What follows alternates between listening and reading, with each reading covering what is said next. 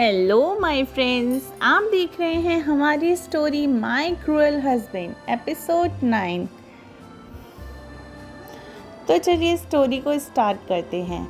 आपने अभी तक देखा कि हमारे पिछले एपिसोड में अभी तक आरव रूही पर चिल्ला रहा था क्योंकि उसने कहा कि वह अपने बॉयफ्रेंड को किस करेगी। तो इसके आगे जानने के लिए चलिए हम स्टोरी को स्टार्ट करते हैं।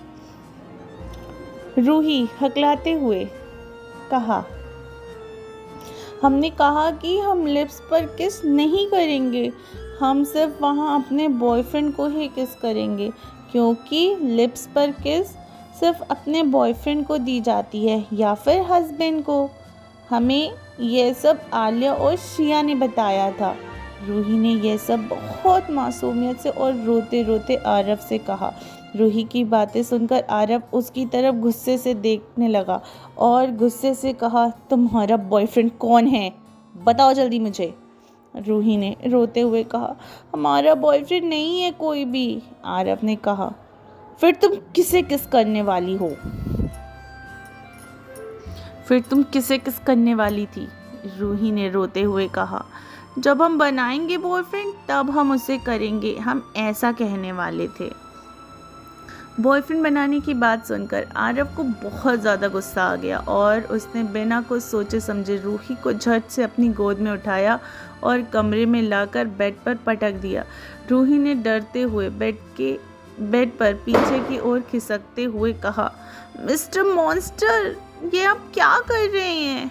आरव ने गुस्से में कहा, तुम पर अपनी मोहर लगा रहा हूँ, आज से अभी से तुम सिर्फ मेरी हो। इतने में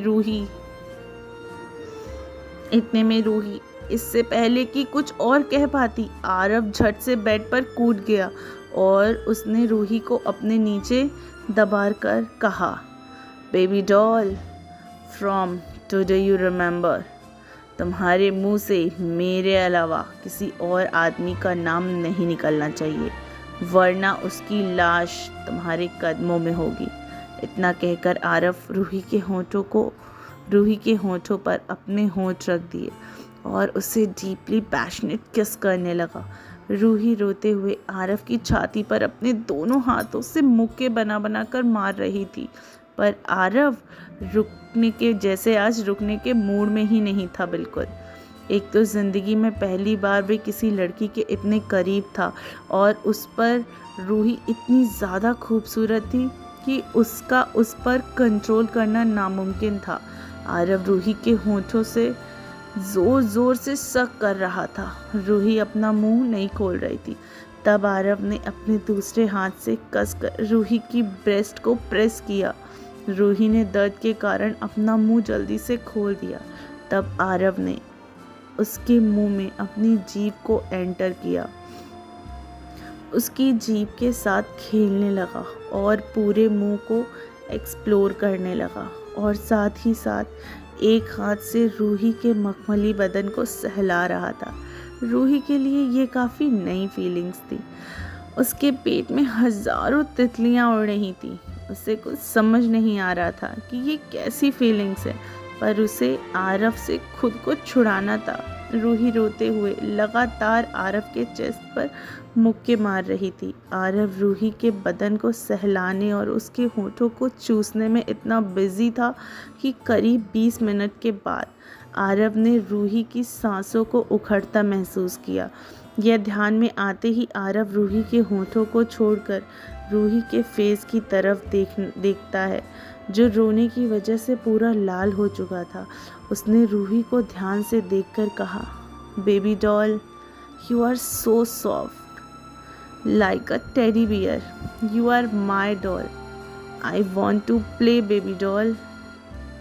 पार्टी वेन्यू पर सब लोग काफ़ी देर से रूही को ढूंढ रहे थे क्योंकि रूही को यहाँ से गए लगभग 1.5 घंटा हो चुका था। रूही का किसी को कुछ पता नहीं था। विहान सभी गेस्ट को जाने के लिए कह चुका था। फिर वहाँ पर सिर्फ विहान, अभिमन्यु, दीपक, निखिल, समीर और आहान थे। आयशा, निहारिका, रिद्धिमा, सिया और आलिया भी वहाँ मौजूद थे। सिया और आलिया दोनों का रो रो कर बहुत ही ज़्यादा बुरा हाल हो गया था, क्योंकि रूही उनकी जान थी।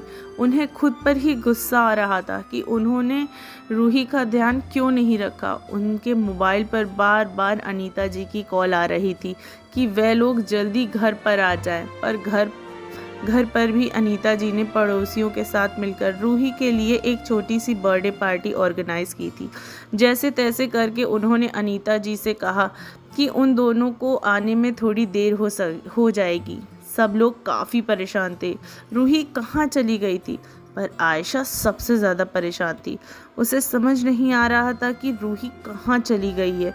उसका प्लान तो केवल रूही को एक्सपोज करने का था, ना कि रूही को किसी मुसीबत में डालने का।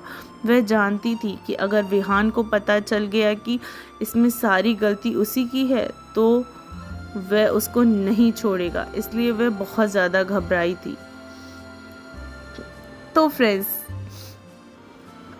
इसके आगे की कहानी हम अगले एपिसोड में सुनेंगे। क्या आरव रूही के साथ अपनी सारी हदें पार कर पाएगा?